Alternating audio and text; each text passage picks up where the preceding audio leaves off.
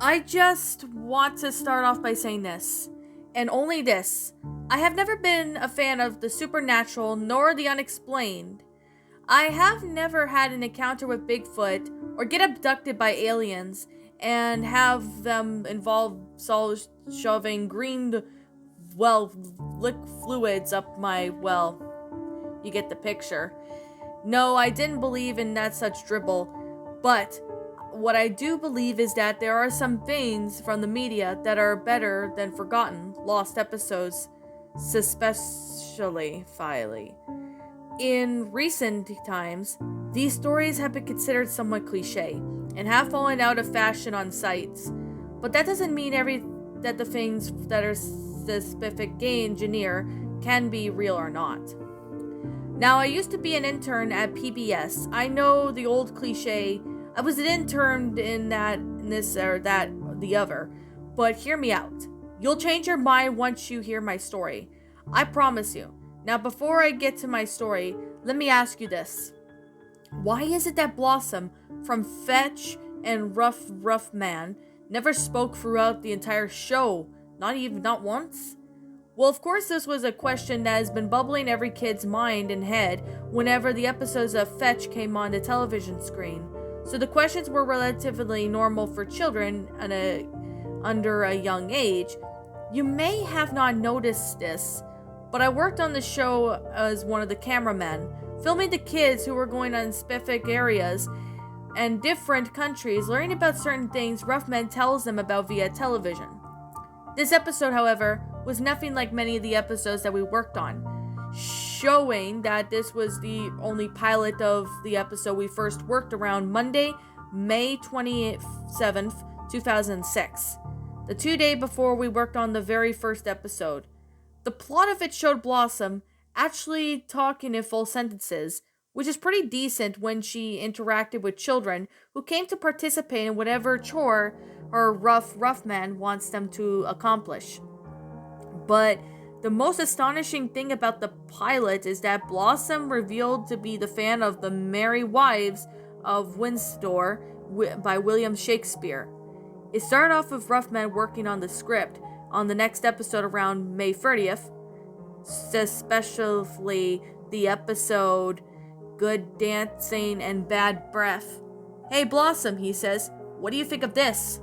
Clear his throat, and in the mid-18th century, a group of economic terrorists led by David Hume and Adam Smith, challenged by a fundamental Machiavellist doctrines such as belief that the world's wealth remained constant, and that it would state that it would only increase the wealth at the expenses of another state.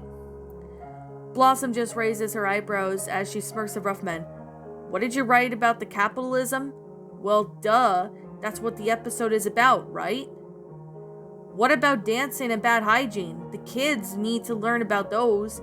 Dancing, hygiene, what does it have to do with capitalism?" Blossom just rolls her eyes and places her paws on her side. "Ugh, do I have to spell it out for you? The main sources of infection in the home are the people, are the carriers, or are infected. The foods, particularly raw foods and water, and domestic animals in the U.S. More than 50 homes have one or more pets. Sites that accumulate this stagnant water, such as sinks, toilets, waste pipes, cleaning tools, face cloths, etc., readily support the microbial growth that can become secondary reservoirs of infection. Though the species are never constantly shed from those sources from mucous membranes such as feces, vomit, skin, scales, etc. Thus, when the circumstances combined, people are exposed either directly or via food or Okay, I think we get your point, Ruffman says, exhausted. "You sure talk with your mouth full. We need a subject for episode 2. Anyone got ideas? Maybe we can have one about the biomansioning, where the process of using lymphocytic bacteria to remove material from metal parts contrasts with the chemical machinery, like methods such as chemical milling and physical machinery methods. Blossom, think about it. What if the kids hurt themselves or something? Ruffman began thinking, and suddenly snaps his fingers. I got it. Maybe we could send the kids to learn how to ballroom dance, and I have just 2 hours to find out the proof. Dog's mouth is cleaner than a human's mouth. That'll work, Blossom smiles. What do you think, Chet? Think that's a good idea? Ruffman asks, and Chet just squeaks. Ruffman then looks at the script and then begins to ponder. But the problem is that what we're gonna have to teach the kids is today's subject. Oh, I wish I knew, actually, Blossom replies. Well, I know that big bio-mentioning is way too dangerous for kids. And besides, if those kids were to do simple things such as milling, they would probably already be in the ambulance faster than you could say bacon. We need something more pizza. The two begin to ponder on what to have the children learn about, until a light bulb appears over Ruffman's head, as big as a dumb grin spread across his face. Oh, wait a minute. The sun's coming up. How about having them learn about space? That's cool, I guess. Blossom replies with her arms crossed. I was thinking of having them learn about dinosaurs and cavemen, the usual thing. Maybe some other time, Ruffman says, but right now, we have to get ready for their very first episode. Oh, alright, but don't do anything that we might soon regret. Like the time when you were on that interview with Larry King? I knew I shouldn't have joked about this bypass surgery, Ruffman mumbled under his breath. But then he shrugs and says, Don't worry, Blossom babe, everything's under control. I mean, what's the worst that can happen? As Ruffman leaves, Blossom turns to the viewers and says, Why do I have the feeling that everything's not gonna go under control? Then the intro begins, and I have to say, the plot started out very impressive as I looked back at it now, but not the reason why I'm here. The intro ends and the episode began, and the children came out with their usual doghouse, and Ruffman appears on the TV. It's particularly the same as the first episode, 1, 2, 3 blast off, but with Blossom speaking in full sentences and giving the kids word of advice, or quirking up jokes just to make the viewers laugh. There was even a scene where Ruffman would get some words of advice wrong, and Blossom would hip bump him out of the way, with your typical cartoon sound effects playing. It fixed Ruffman's mistake. But during the episode, Blossom looked at the clock on the wall and her eyes grew wide. Oh no, I'm late! Ruffman then sees this and walks up to her. Whoa, wait a minute. What do you mean you're late? Then it hits him. Oh yeah, your trip to the vet. Oh man, we are only 17 minutes in and you're already late for your checkup. The episode won't be the same without you out of the picture. Ruffman, don't worry. It's only a checkup. I'll be back, I promise. She reassured him with a warm smile, and with that, Blossom kissed his cheek and left out the door. Ruffman says that the episode then cuts to some parts of the scene where it consists of Julia, Anna, and Kala. Well, kids, guess it's just you and me for now on, since Blossom's going to the vet. I'll have to fill her in until she comes back. Hopefully she'll be okay. After the competition ends with the winner revealed, it cuts to Ruffman impatiently waiting for Blossom's return from the vet, pacing back and forth as he strikes up a conversation with Chet. She's been at the vet for hours, Chet. I sure hope he's okay. I mean, I know dogs and cats are sworn enemies and all, but without someone very smart and quirky, there wouldn't be any chance to keep me away at show afloat. No doubt that there was a reason why us dogs and cats have to stick together. Now that I think about it, it's kind of funny actually. Suddenly the door opens to reveal Blossom, stumbling through the doorway, clutching her neck. The look of sorrow and agony spread across her face. Ruffman saw her and grows hysterical. Blossom, what happened? Are you okay? Do you need a glass of water? She didn't say anything. She just wheezed down and pointed at her mouth, tears swelling up in her eyes. Ruffman continues to comprehend what was going on. That was until Blossom hands him a letter from the vet. It was revealed to be an email from the veterinarian, Dr. Pete Drake. If anyone was asking, he wrote the note. Then he grew shocked, sad, and distraught for Blossom. He cut out your vocal cords? Ruffman asked in a pitiful voice. Blossom nods and begins to sob softly. Her ears and her tail dropped as she began to cry. Blossom, oh my god. Blossom, I never thought, I never thought that your own owners would do such a thing to you. That's horrible. I should have just stopped you from going to that vet. Now, how are you going to teach the contestants? Your voice is now gone. Blossom continues to whine and whimper, taking her glasses off as she rubbed the tears from her eyes. Ruffman hugged her with the satin face and comforted her. The screen then passes out and slowly faded to black. I have never thought that it could end with something dark as a veterinarian surgically cutting out Blossom's vocal cords, which is why it never aired in the first place. Oh, and that's the thing. It never aired due to the specific ending. Instead of the PBS kids decided to air 123 Blast Off and hide the pilot's existence, which he considered to be a lost episode perhaps. I know there's going to be like a handful of people who would say that this is all fake, but you must understand that this was during 2006, so of course it's going to be anonymous to anyone willing enough to search for it. But they'll come up empty-handed. The episode was particularly lost forever, so why would it be Fabi? As for me, I have retired since the show was cancelled, with newer shows like Daniel Tiger's Neighborhood and Dinosaur Train is still up and running nowadays. Until then, I end this on a good note. I am married now and have 2 beautiful young kids to look after, and our marriage is still going strong. The pilot, however, is still embedded in my mind, ever since me and my co-workers first made it. My kids are currently watching Fetch on YouTube, and they still wonder why me and the others down at PBS didn't give Blossom's voice. And I think it's best they never know why. It's because Blossom got her vocal cords cut out by some quack, and her psychopathic owners.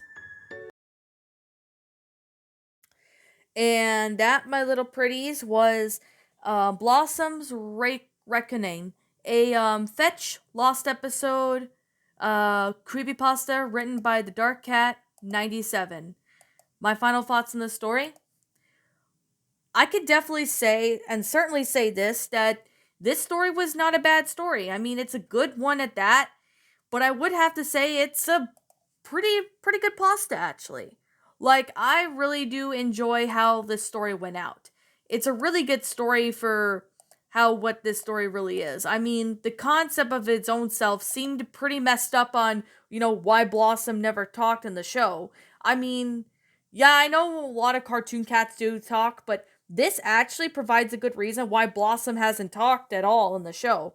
Now, I think the pilot itself seemed pretty interesting. There's no blood, there's no gore, there's no even, characters dying or anything. It's not that typical lost episode pasta that you would normally see.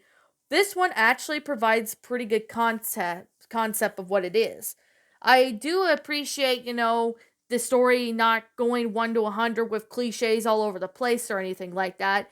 I mean, thank God for that, because most creepypastas nowadays just literally go over and, they go here or there with a bunch of cliches.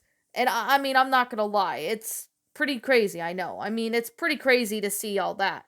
I mean, one of the cliches that I was gonna, I'm gonna point out right now is, being an intern at PBS Kids and all that. I mean, I know that it's a cliche nowadays, but besides that cliche, it doesn't really, go 1 to 100 with, just crappy cliches thrown in there. No, it's not any of that. I mean, it's a pretty good story, I'm not gonna lie. Like, it was beautifully well written, and there's definitely a lot of time and effort into this story. So, I have to say, Dark Cat, this story was fantastic. You did a pretty good job with this story for what this story is. Now, I have not watched Fetch in like years. I think the last time I watched it was like maybe when I was a kid. I don't remember that show entirely, but I remember Blossom being one of the characters. I think I might have saw it on a promo on TV maybe years back, but I don't remember, but I do remember it was years back though. So that is something I can definitely say now. One thing I would have to say that I do like was that it's original concept for what this is. I mean, it doesn't, have hyperrealistic blood or gore, and it doesn't sit there, go all crazy and all that. Like, it's not like your typical lost episode creepypasta, which I mean it's a pretty good thing. I mean, I like this story. I found it to be really good. I do like how the concept went out. It's a pretty believable pasta. I'm not gonna lie, it was very believable, really well made, and I actually found this one to have great time and effort into this story. So there's definitely that.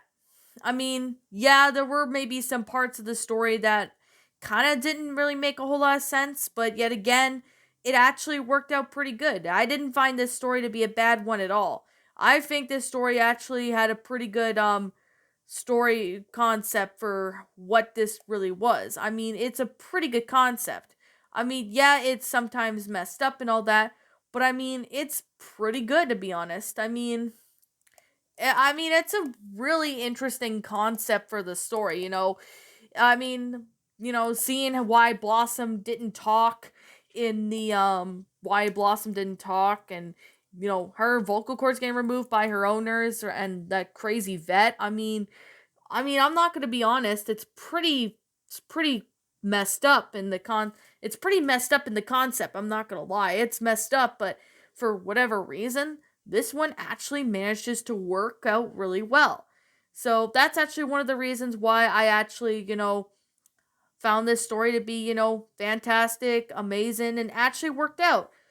So, oh, pardon me about that. I'm a bit tired. So, yeah, it's fantastic. It's amazing, and I actually really like the original idea. I mean, with the exception of like a few things that didn't really make a whole lot of sense, the story actually was not that bad. It actually provided good concept for what this one really is and how the story, went out. It's pretty good.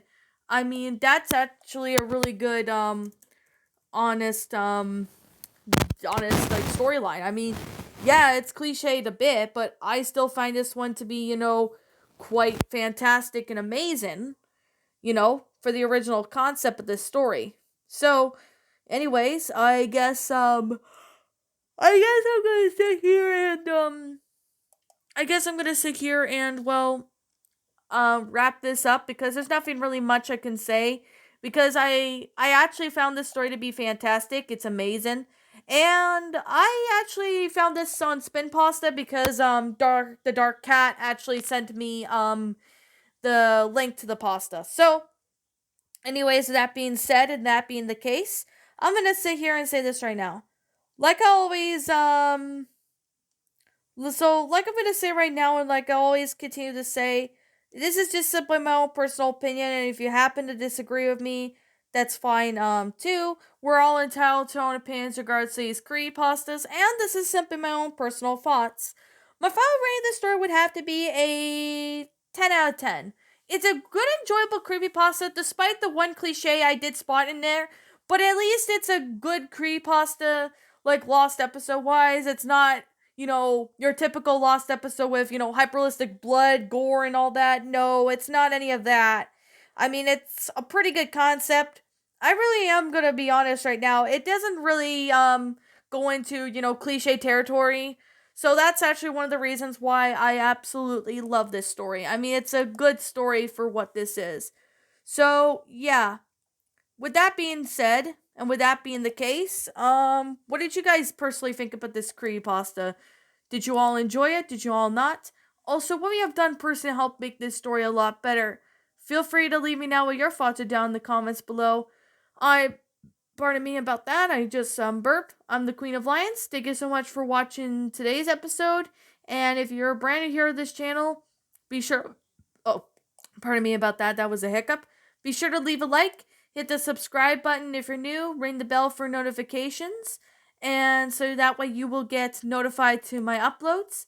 And as always, please roll the outro because I'm out.